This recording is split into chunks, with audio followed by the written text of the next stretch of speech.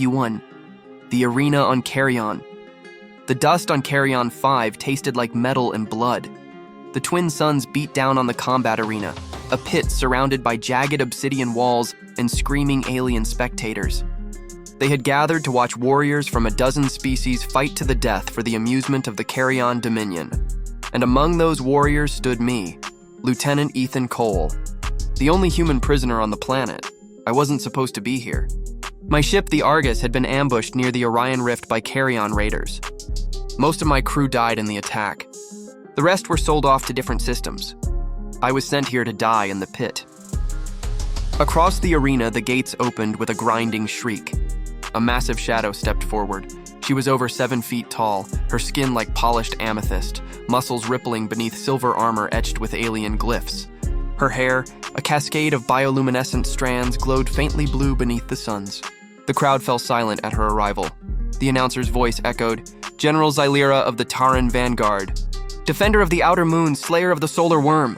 My stomach turned. I'd heard of her.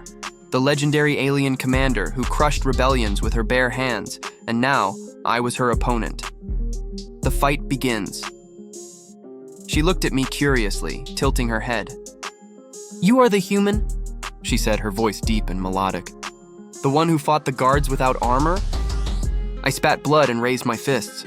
"That's me." The crowd chanted her name. "Xylera! Xylera!" She drew her plasma spear and spun it once, the blade humming like a storm. I had no weapon, just my hands and the will to survive.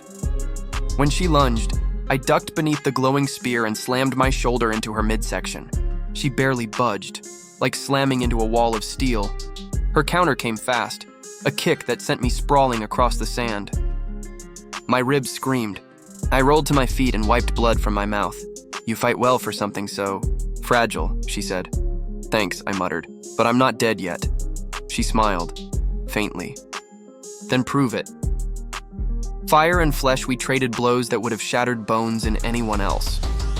Her strikes were like thunderclaps, precise and brutal, but I had speed. I ducked, slipped, countered, using the old Marine close combat drills drilled into me since Earth. I caught her wrist, twisted, and drove my elbow into her side. She grunted. A small sound, but it was enough to tell me she felt it. Her spear flew from her hand, clattering into the sand. The crowd gasped. For the first time, she looked surprised. "You disarmed me," she said, her bioluminescent hair flaring brighter. "No one has done that!" I was panting hard. My knuckles were torn, my vision blurred. "There's a first time for everything." Her gaze softened, almost admiring. "You fight like a storm trapped in a small body." Before I could respond, she charged again, this time weaponless. We collided, fists meeting flesh, sweat mixing with dust. Each strike carried a rhythm, a strange harmony, like two warriors dancing on the edge of death. Then, in one brutal motion, I tackled her to the ground. My knee pinned her shoulder, my hand gripping her throat. The arena went silent. For a moment, all I could hear was her breathing beneath me.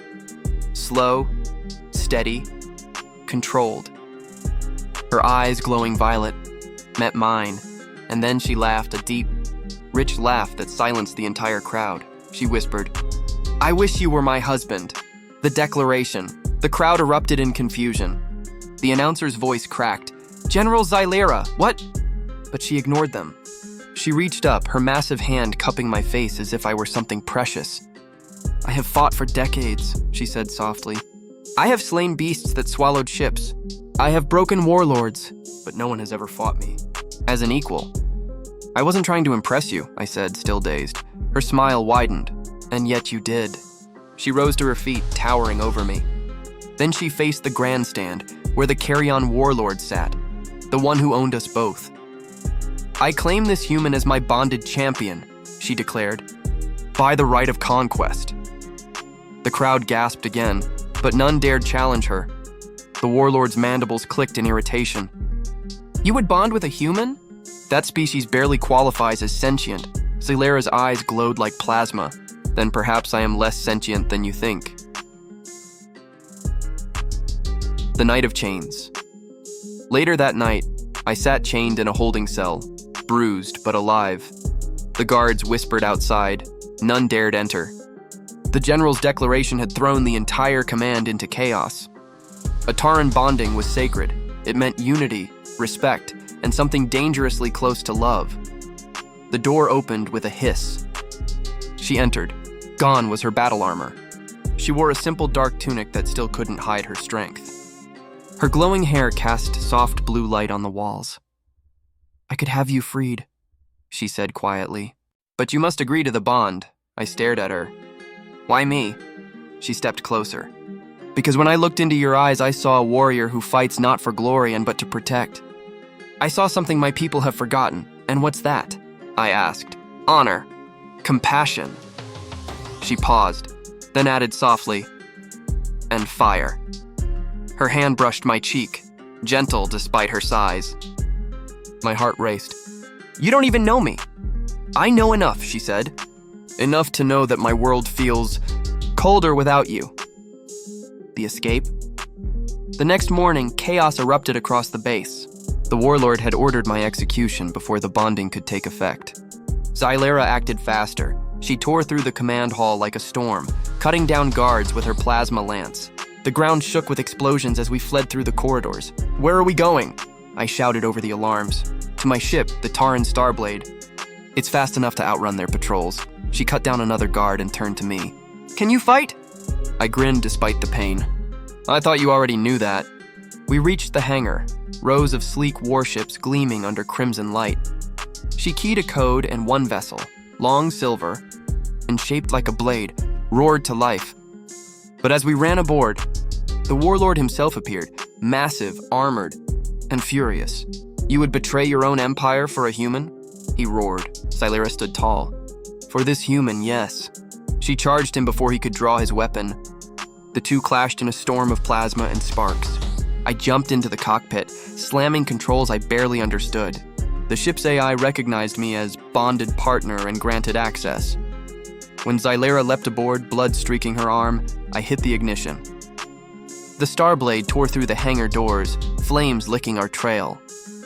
Among the stars, we drifted in deep space, far from carry-on control. I sat beside her in the cockpit, my hands still trembling. She turned toward me, her expression unreadable. "We are fugitives now." "Yeah," I said, exhaling. "Guess that makes us partners," she smiled faintly. "Bonded partners in Taran terms. That word means more than alliance. It means shared life, shared fate." "Sounds like marriage," I joked. Her eyes softened. "It is." Silence lingered for a moment, heavy with something unspoken. Then she said, "I wasn't lying in the arena." I looked at her, unsure if she was teasing. "About what?" Her gaze locked on mine. "When I said I wished you were my husband, my throat went dry." "You barely know me." "Then let me learn," she said. "Teach me your human ways." "Show me how to live beyond war." The bond days passed aboard the Starblade. We hid among asteroid fields and dead moons.